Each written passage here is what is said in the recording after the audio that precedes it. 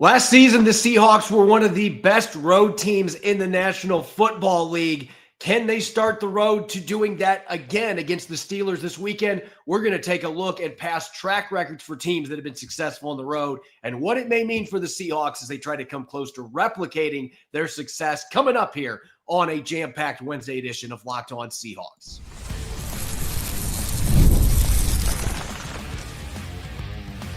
You are Locked On Seahawks, your daily Seattle Seahawks podcast, part of the Locked On Podcast Network, your team every day.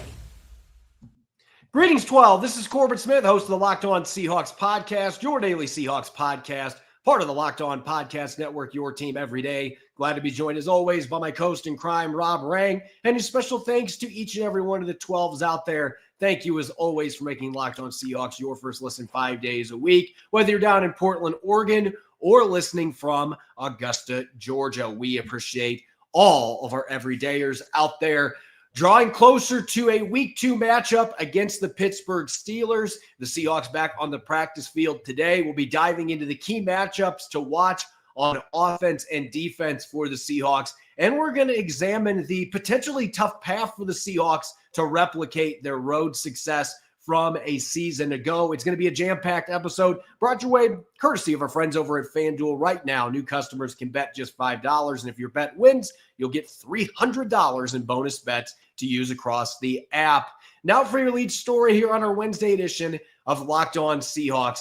It was a really strange 2024 season, at least historically for the Seahawks, when you consider that in year one under Coach Mike Macdonald, they went 3-6 at home, but they managed to get to 10 victories because of a 7-1 record away from the previously friendly confines of Lumen Field. One of the best road seasons the Seahawks have had in franchise history. One of three teams that had at least 7 road wins last year. So 2024, there were a lot of road victories, at least for a handful of teams, the Seahawks being one of them. As they gear up for their first road game of the season, the Pittsburgh Steelers, historically, you and I were both curious. Can you remain road warriors from one season to the next? And look, I tried to dive deeper than 2020, but then I started thinking, look, 17-game schedule's only been around since 2021, so we have a limited sample size there, and that kind of skews things a little bit.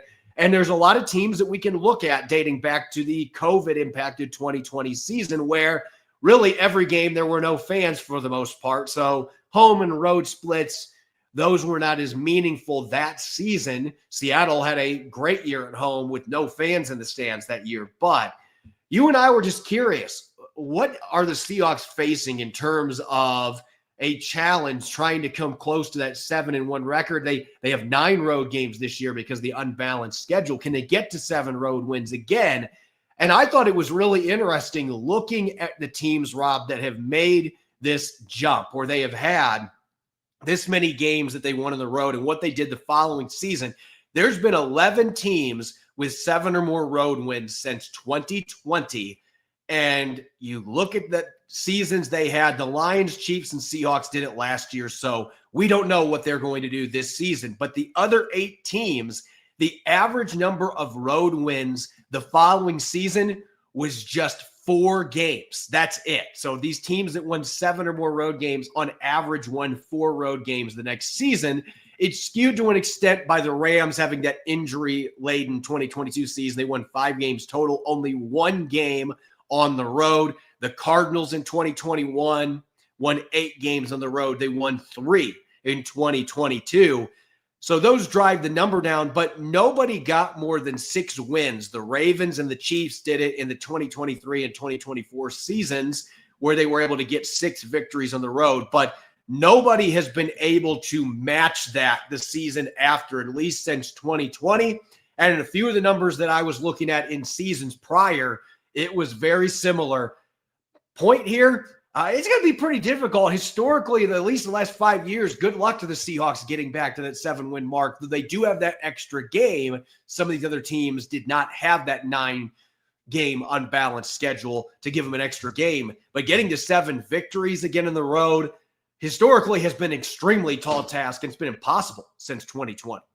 Yeah, as you said, I mean, it'd be unprecedented, at least in the last 5 seasons post-COVID. And so the road success that the Seahawks had a year ago, Corbin, was one of the reasons that kind of powered my lofty expectations. Of course, somewhat infamously, I guess, at this point, was projecting the Seahawks to go 13-4, including a home victory this past week against the 49ers. Obviously, that did not work out. But this is pretty daunting numbers here. And I'm one of those who often will look at the past and then just kind of throw those numbers out the window, because obviously the past has nothing to do with what the Seahawks have right now. And their opponents in the past does not necessarily mean that they're going to be the same opponents this season, of course.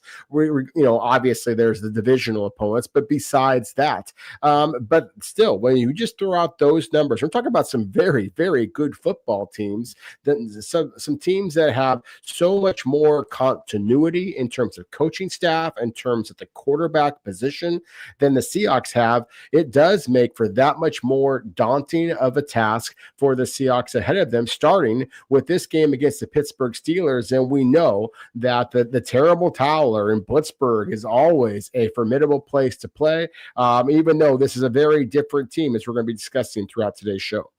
Yeah, you look at Seattle's schedule, and obviously we know the results of week one, that close loss to the 49ers. But on the road, you've got the week 2 game coming up here against the Steelers. And then a week and a half later, Thursday night football in Glendale against the Cardinals. Jacksonville in week 6. Those trips are always difficult when you're flying all the way down to Florida. And then week 9, you've got a road matchup on Sunday Night Football against the Commanders. That's going to be a really challenging one. Again, flying all the way across the country. Back-to-back road games against the Rams and the Titans in week 11 and week 12. Falcons on the road in week 14. And then Carolina and the 49ers at the end of the year. So you have another trip going cross-country, and then you got to play those same 49ers who we expect, at least as long as health permits, and that right now that's looking like maybe that might not be the case here, but if health permits, that we think that's going to be a really challenging road game in week 18 with a team that's got a lot of rookies that are playing meaningful snaps early in the season. I look at that schedule, and we talked about it when we were making our predictions. A lot of the losses I had the Seahawks having this year were in road games. And there are several there that I think are going to be trickier than maybe people expected. That Carolina game late in the season, playing down there in Charlotte, is always tough. Late year game, that matchup with the 49ers at the end of the year. The Falcons in Atlanta, even though Seattle played really well there last year, that doesn't mean they're going to do it again this season. And there's definitely some challenging ones. And Cam Ward and the Titans, I thought Cam Ward looked pretty good against Denver. His receivers let him down. If he gets more support, that is not going to be an easy game either for the Seahawks. So trying to get back to that 7-win plateau on the road. And maybe Mike McDonald's got this figured out. And Pete Carroll had really good success in his last several years in Seattle on these East Coast time zone games. But those are still challenging year to year. And trying to get to 5, 6, 7 wins is going to be difficult. And this might be one of their toughest ones historically. Pittsburgh, they've lost 3 of their last 4. They went to overtime on Monday Night Football. The last time they played there, the unfortunate Geno Smith fumble in overtime ended up costing them that game. They won in 2019. That's the last time that they won there, 28-26. But this has not been a stadium. It has not been a city where the Seahawks have historically done well. So if they could get the road win here and get to 1-1, maybe you can look at them winning 6 or 7 road games again. But this, to me, is one of the tougher ones they have on their road slate, and it comes early visiting a team that's coming off of a really nice win over the Jets in week 1. Yeah, and I don't want to subscribe to the idea that this is a must win. I mean, when people throw out terms like that in week 2, I think it's almost laughable, but there certainly is a lot of pressure on the Seahawks. As you mentioned, San Francisco 49ers, obviously they had their victory, but they are smarting with now with some injuries. Brock Purdy may not be able to play in week 2. There's been a lot of speculation about that, and certainly with George Kittle being out, the 49ers are struggling. So who knows if they are going to be able to withstand the durability troubles that they have had in recent seasons. But still, the other teams in the NFC West are 3-0, or each one. The rest of the rest of the division is, of course, undefeated. The Seahawks are sitting there in the basement. They need this victory more than the other teams. So it's going to be a fascinating one. I think that you are going to see the Seahawks as intense as they possibly can be, but intensity wasn't the problem against the 49ers. It was the follow-through, the finish. And I think that when you're talking about a Pittsburgh Steelers team that has some future Hall of Famers, both on the offense and defensive side of the ball, and arguably one at the head coach position as well, then this is a team that is known for doing exactly that, finishing. So again, I think that this is going to be a fascinating, not a must win, but as close as you can get to the second week of the season. When we come back, we're going to start taking a deep dive into this matchup. It's Matchup Wednesday. We've got all the key positional battles, and we are going to be starting festivities. Steelers on offense against the Seahawks on defense. Don't go away. You're listening to the Wednesday edition of Locked On Seahawks. The NFL season is officially underway, and FanDuel is making sure you're ready for kickoff with a can't-miss offer. Right now, new customers can bet just $5, and if your bet wins, you'll get $300 in bonus bets to use across the app. I love using FanDuel because it fits however you like to bet. For me, with player props, such as how many touchdowns Zach Charbonnet will run for against the Steelers, building a same-game parlay with multiple prop bets in week 2, or even jumping in live as the action unfolds. It makes every game more exciting, whether you're watching your team or just keeping an eye on your fantasy lineup. It's quick, easy, and the best way to add a little more energy to Sundays. So are you ready to play? Download the FanDuel app now by visiting FanDuel.com to get started. That's FanDuel.com to place your first $5 bet. When the opening whistle blows on a new repair, get your crew moving forward with Supply House. Order today and see parts on your doorstep tomorrow. Over 280,000 plumbing, HVAC, and electrical items from the most trusted brands in the business. Their real-time inventory and honest lead times keep you from punting projects, while their industry-leading customer service always has your blind side covered. Need parts fast for a project? Supply House has next-day delivery. Talk about a game changer. And with the part finder tools and 3D schematics, you can save hours on jobs where every detail matters. Join the free Trade Master program today and score serious perks like priority shipping, lower prices, and a dedicated support line. Visit supplyhouse.com to sign up for free and use the promo code SHNFL5 for 5% off your first order. That's supplyhouse.com. Real people, real service. Welcome back to the Wednesday edition of Locked On Seahawks. I'm your host, Corbin Smith. Glad to be joined, as always, for Matchup Wednesday by my co-host in crime, Rob Rang. And a special thanks to all the 12s who are listening in. Thank you to the everydayers for making Locked On Seahawks your first listen 5 days a week. We greatly appreciate your support of the podcast. The Seahawks looking to get their first win of the season, and they're going up against a Steelers team that put up 34 points in the New York Jets last week. So, Rob, we are going to start our Matchup Wednesday focus this week. Last week, it was all about Seahawks on offense. We're going to look at the Seahawks on defense going up against the Steelers offense that put a lot of points on the board, 4 touchdown passes for Aaron Rodgers. And I think we've got to start with the obvious matchup here. On the outside, getting to see a familiar face, an old friend in DK Metcalf. They've got another speedster in Calvin Austin, who had a big game last week as well. The Steelers receivers going up against the Seahawks corners. And I think this is a multifaceted thing. It isn't just the fact that DK Metcalf is going up against a lot of former teammates, his first game against the Seahawks in the NFL, but there's also some curious things going on in the cornerback room for the Seattle Seahawks as well. Mike McDonald today, when asked if Reek Woolen was going to start this game, simply said, "We'll see." That was not the most steadfast confirmation there. At minimum, it seems like kind of a jab to the player, a motivational thing like, hey, we're considering the possibility of starting Josh Jobe in this game. And Jobe played extremely well last week, but as you pointed out in yesterday's show, the 49ers don't have a DK Metcalf in their receiving core, and the Steelers are going to take their shots downfield in their offense.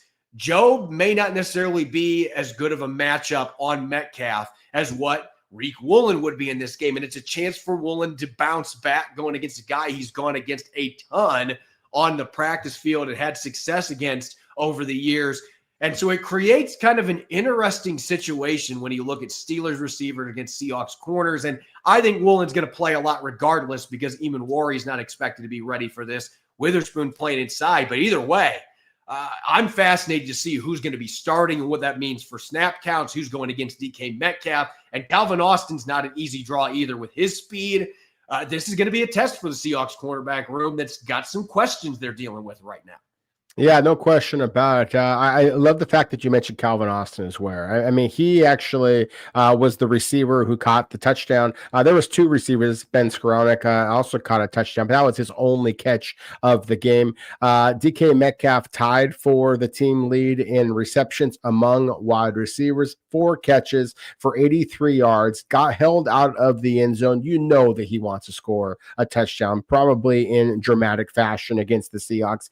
But again, Calvin Austin is a smaller, but also very, very quick laterally, a very different challenge to the Seattle cornerbacks. They've got another absolute speedster in Roman Wilson, as well again as the aforementioned Ben Skoranek, who's kind of like more of a Jake Bobo type for the Pittsburgh Steelers. Doesn't necessarily have the elite speed. He's 6'3", 225 pounds. However, so again, the Pittsburgh Steelers have kind of a Baskin-Robbins kind of pick your flavor a type of wide receiver core for Aaron Rodgers to exploit.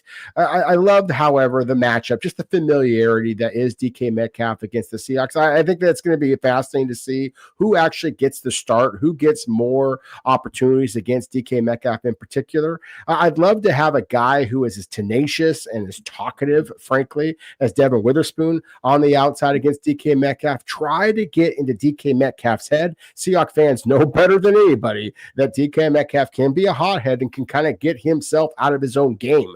So I wonder if Devin Witherspoon actually might not be an interesting matchup. I love the physicality, the consistency that is Josh Jobe. I certainly love the size, the speed that is Reek Woolen. So I wonder if Seattle is going to try to match up against DK Metcalf and the rest of the Pittsburgh Steelers receiving core by mixing things up a lot rather than just matching up one corner on one receiver and rolling the dice. I don't think that you can kind of play a lot of games with a quarterback as talented as Aaron Rodgers, but I do think that it is critical that Seattle wins their one-on-one matchups. And Mike McDonald said as much during the press conference as well. Talking about mixing things up, I am eager to see what the Seahawks are going to do at the edge position in this game, because even though the Steelers put up 34 points in this past game, Aaron Rodgers was sacked 4 times, and 3 of those resulted from missed blocks by Broderick Jones, who is on the hot seat right now. The Steelers are putting a lot of pressure on him. He needs to perform or they're going to have to make a change there.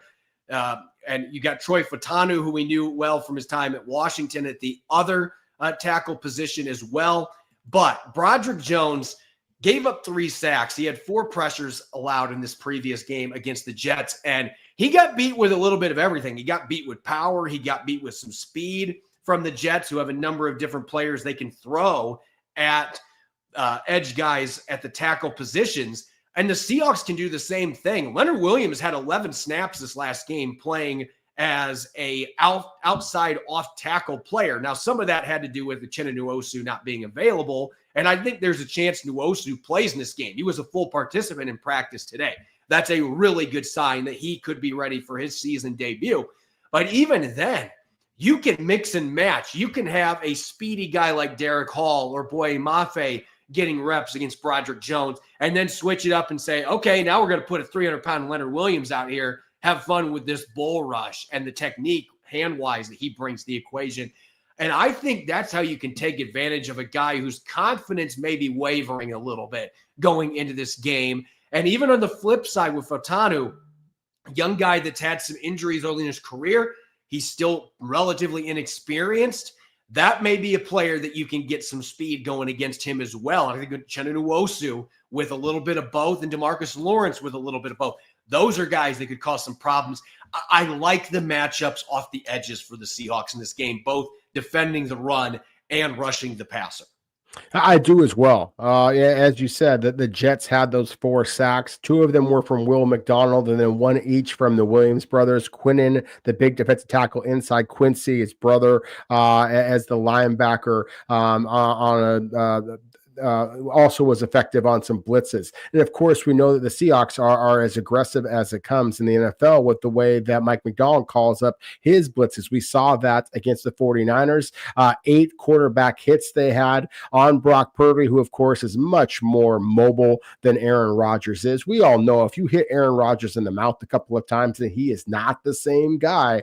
And so I think it's going to be critical for Seattle to get some early hits on Aaron Rodgers to try to knock him off his game a little bit. He was fantastic, however, in the Steelers come from behind victory against the Jets, 4 touchdowns, not a single interception. So it's going to be imperative to see how get some pressure on him. I love the fact that you mentioned Broderick Jones specifically. Look, this is a former first-round pick. He's got all the tools in the world. Troy Fautanu at the right tackle position, also a first-round selection. So again, very, very talented players. At the same time, they have struggled, as you mentioned, with Fautanu in the durability with Broderick Jones and just in terms of technique. So I do think that this is going to be similar to what we talked about, the cornerback and wide receiver matchup, Corbin, that Seattle is going to be throwing a mixed bag here at these 2 young tackles. We mentioned the fact that with Leonard Williams and the fact that he played as much outside as he did in the matchup against the 49ers on the very first snap against San Francisco. Again, Leonard Williams was outside, go up against Trent Williams. And so I think it was kind of that matchup like, hey, this is our best guy against your best guy. Let's see who wins. I wouldn't be surprised if the Seahawks do the same thing here against Broderick Jones. Line up Leonard Williams on the outside initially and have him deal with this massive player with great length, and then come back with a speed rusher like Boye Mafe, who in my opinion is the sleekest of Seattle's pass rushers. So again, I think that you are going to be mixing and matching to try to confuse the young offensive tackles and get Aaron Rodgers off his spot. As far as matchups that kind of could, in my opinion, sway the other way, because I think the Seahawks have some significant advantages off the edge going into this game, especially if Uchenna Nwosu is able to play in this game. I think they have a major edge there going against the Steelers tackles. Something that does concern me, though, from a Seattle perspective, and mainly because Nick Eamon-Warry, to me, was going to be such a big part of this, defending tight ends and playing that big slot that can also go against speedy receivers because of how fast he is.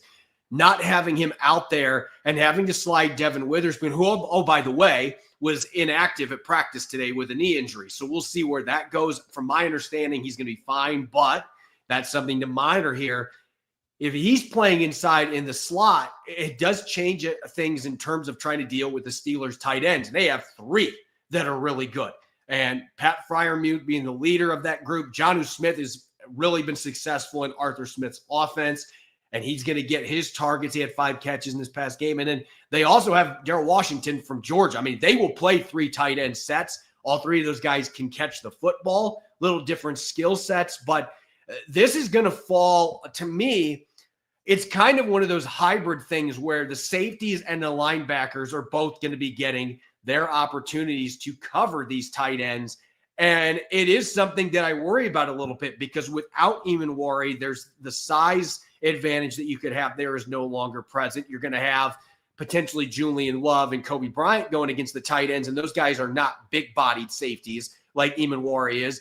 And Tyrese Knight, look, he's still trying to get his legs underneath him because he missed all of training camp for the most part, didn't play in the preseason. He showed his rust last week. Drake Thomas was solid when he got his opportunity, but he hasn't played a lot of snaps in the NFL. And this feels like an advantageous matchup for the Pittsburgh Steelers if Aaron Rodgers can get the football to his tight ends. I want to see what the Seahawks do to try to combat that without Nick Eamon-Warry, who, like I said, I think is supposed to be a big part of this. Yeah, and I don't want this to sound like a criticism, really, of Clint Kubiak, but if the shoe fits here, then, hey. But the the Pittsburgh Steelers actually have 4 tight ends that they'll throw out there, Connor Hayward as well, and they will use 2 tight end, even 3 tight end sets, just because, again, they are committed to moving the football and taking advantage of the unique size and speed of their tight ends. Jonnu Smith led the Steelers in targets. He actually led the team in catches with 5 catches. Now, he only caught, he only got 15 yards on those 5 catches, but one of them was a touchdown. And then Pat Freiermuth, as you said, Corbin, to me, he is kind of the alpha dog of that tight end group. He is more that traditional 6'5", 255-pound kind of a monster. I think it's going to be really interesting to see how Seattle lines up against them. I think that there's a possibility. We all know that the initials DK, for Seattle had always been DK Metcalf, but it was interesting that Mike McDonald mentioned Darion Kendrick as DK. Maybe Seattle brings in their own new DK into the game against DK Metcalf and the Pittsburgh Steelers, line up as him as almost a big nickel. I think that's a possibility that we haven't talked about yet, but I think that the Seahawks are at least considering. Obviously, there could be the more traditional role of those linebackers, as you mentioned, of the safeties coming down as well. But I think it is something that you are going to that the Seahawks are going to be waiting and kind of holding their cards close to their chest, just because, again, out of the respect that they have for the offensive play caller, Arthur Smith, for the Pittsburgh Steelers, as well as, of course, Aaron Rodgers. When we come back, we're going to switch gears. We're going to talk Seahawks on offense, looking to bounce back from that rough first game against the 49ers, going up against the Steelers defense that showed plenty of holes last week, getting gashed by the Jets most of the afternoon. We're going to be diving into all the key matchups to watch when those two sides battle in Pittsburgh on Sunday. Don't go away. You're listening to the Wednesday edition of Locked On Seahawks. Mazda crafts cars for those who choose to do more than simply move. They follow what moves them every time they drive, and that's what makes Mazda stand out. They go beyond safety, style, and performance to deliver a driving experience that feels alive in every detail. As an athlete focuses on every detail, Mazda does the same. From metallic accents to hand-stitched Napa leather, you can feel it the moment you get behind the wheel. The smooth handling, intuitive controls, and standard all-wheel drive in every crossover SUV. Whether it's a quick drive to practice or a weekend road trip, Mazda makes every day drives feel special. It's the small details that make the big plays, and just like there's more to every player, there's more to a Mazda vehicle. Mazda, move and be moved. Welcome back to the Wednesday edition of Locked On Seahawks. I'm your host, Corbin Smith. He's Rob Rang. A special thanks to all the 12s who are tuning in, and thank you as always for making Locked On Seahawks your first listen 5 days a week. We greatly appreciate it. And make sure for your second listen to check out the Locked On NFL podcast. Tyler, the Madman Rowland, gives you a shot of espresso to start your football day, while Tony Wiggins takes you into the barbershop for the smoothest breakdowns to end the day. Find Locked On NFL on YouTube or wherever you listen to your podcasts. It's Matchup Wednesday here on Locked On Seahawks. We've talked Seahawks defense against Steelers offense. And now we're going to flip the script. Historically, the Steelers have been known for having stingy defenses, but in week 1, Justin Fields and the New York Jets put up 32 points on the Pittsburgh Steelers defense. And as we kind of hinted at yesterday, there's been a lot of changes in the secondary, going more with veteran players. This is an older defense, and you already had Cam Hayward and TJ Watt, who are on the plus side of 30 on your roster. Still really good players, obviously, Rob, but this is an older, experienced defense, which there's benefits to that. But the New York Jets made them look slow at times last week, getting a lot of chunk plays, putting a lot of points to the board. They were running the football at will. So I want to start this discussion with the backfield versus linebacker matchup here, because Pittsburgh has got some intriguing guys. Patrick Queen, who played for Mike McDonald in Baltimore, so there's familiarity there. Mike McDonald may have some tips for Clint Kubiak for how to attack Patrick Queen, but this is a Steelers linebacking group that had their share of issues last week against the New York Jets, and it's worth noting the Justin Fields running component is another element that made that more difficult. And while Sam Darnold is underrated mobility-wise, he's not Justin Fields. You're not going to be running a bunch of design run plays for him. But I look at the run game here, Zach Charbonnet, Ken Walker III, what the Jets were able to do last week with Breece Hall and company. This feels like this can be a matchup if the offensive line can allow, and we'll talk more about this later, but allow these running backs to get to the second level. I like Zach Charbonnet and Ken Walker III in this matchup. Maybe we can get some runs of 10-plus yards, which the Steelers gave up several of last week against the Jets. Well, I'll say it like this, Corbin. If the Seahawks don't get any 10-plus yard runs against the Steelers, they're going to come home with another loss. They have to be successful against a Pittsburgh Steelers defense that got gashed, as you said, against the New York Jets. And I fully agree with you that Sam Darnold is underrated nationally in terms of his mobility. Jalen Milroe is not. And so if you are going to play the young quarterback at times, this is exactly the type of a game in which you should play him. So again, I'm by no means am I suggesting that the Seahawks should not start and lean heavily on Sam Darnold and his accuracy and underrated mobility. But still, I do think that you should be sprinkling in some design runs for Jalen Milroe if you are going to lean into the running game as much as I think that the Seahawks are likely to do in this particular game. Not only is it the bread and butter behind your entire offensive philosophy, hell, your entire team philosophy, but if you want to silence that crowd, that's the way that you do it, of course. So again, I think that the running game is going to be the focus. I think that for all the Clint Kubiak critics out there, for all of the Kenneth Walker III critics out there, again, what an opportunity this game is. That said, I think that Zach Charbonnet is still going to get probably, if not the start, then at least a sizable number of the carries, the opportunities. It's for the same reason in which that I think that Josh Jobe is likely to get an awful lot of playing time on the outside because Zach Charbonnet, like Josh Jobe, has earned it. And so I do think that the combination of the two should be on full display against the Seahawks. As you said, Patrick Queen, the Steelers starting inside linebacker, who previously played under Mike Macdonald in Baltimore. So there is going to be some knowledge that Macdonald has about how to attack his former linebacker.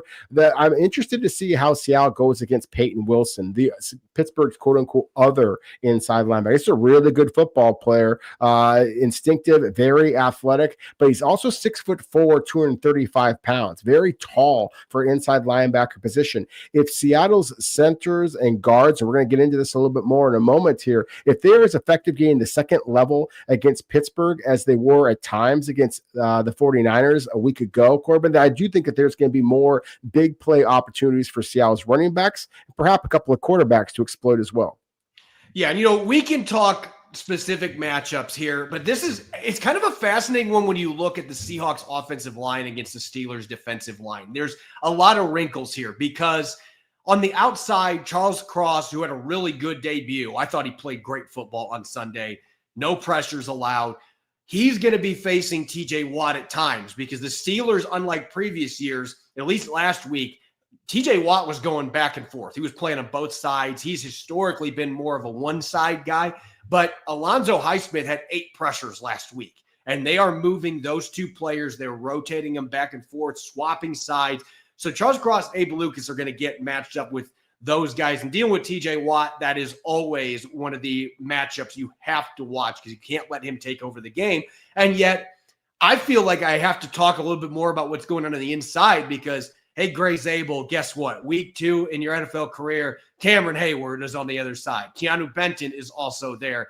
This is an interior, even without Derek Harmon, their first-round pick, even without Harmon, I think that this defensive line in the interior, this is a really stiff test, much more than the 49ers provided with their inexperienced group last week. You're going against a perennial All-Pro in Cameron Hayward, a really good player in Keanu Benton.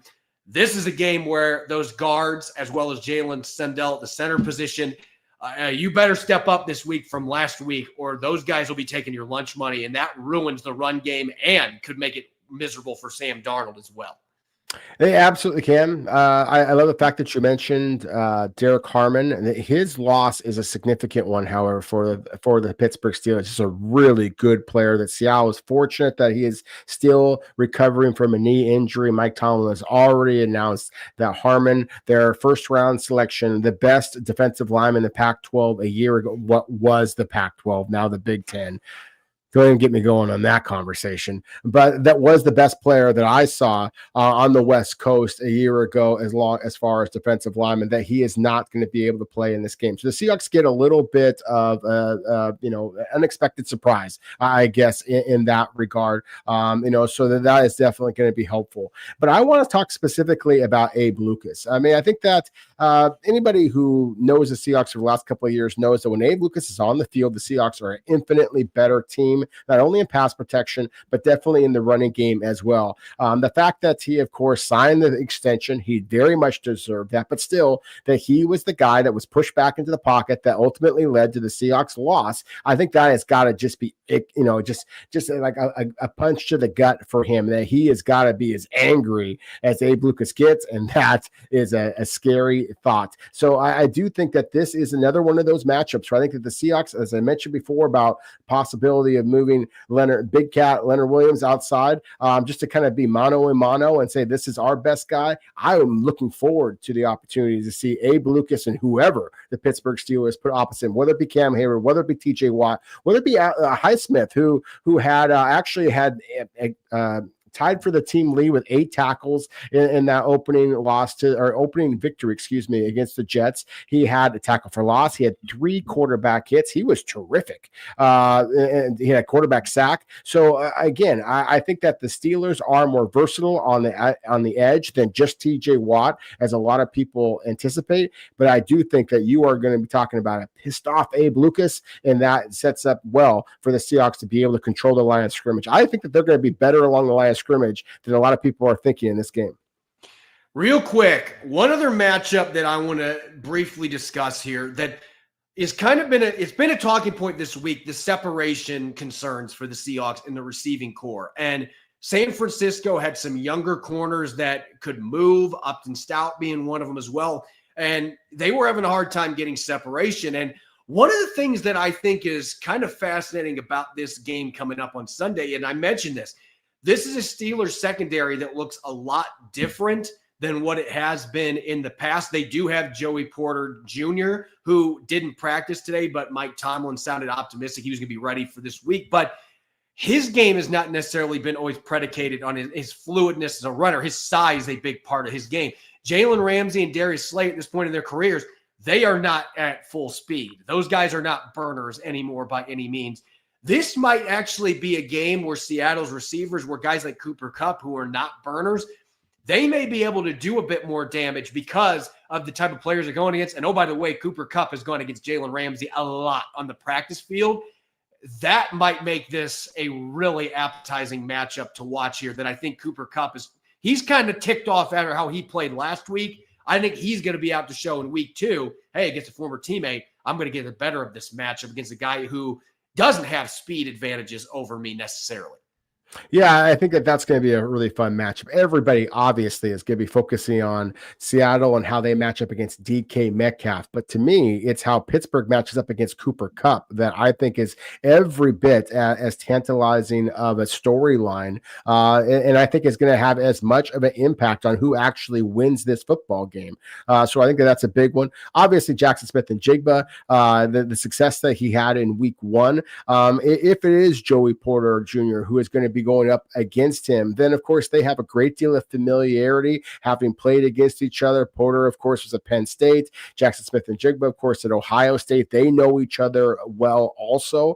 And I wouldn't be surprised at all if Seattle looks to get Torrey Horton more involved in this football game. We talked on yesterday's show, sir, about the possibility of a Tariq Young. I think that Jake Bobo could have an impact in this football game, assuming that he is back to full health, as I'm anticipating.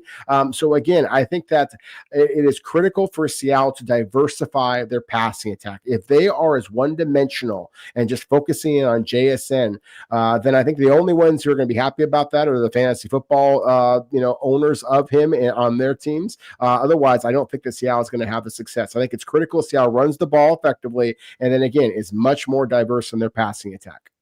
As always, you can follow me on X and Blue Sky at Corbin Smith NFL. You can follow Rob at Rob Rang. Make sure to subscribe to Locked On Seahawks on YouTube or wherever you listen to your podcast to make sure you don't miss a single episode. Coming up tomorrow, it's Locked On Podcast Network crossover Thursday. Locked On Steelers, Locked On Seahawks. Going to have a bunch of fun diving into this upcoming road opener with the opposition crossover style. That show will be coming your way in the morning tomorrow, so make sure to be listening in. And thanks for tuning into this show. Go Hawks.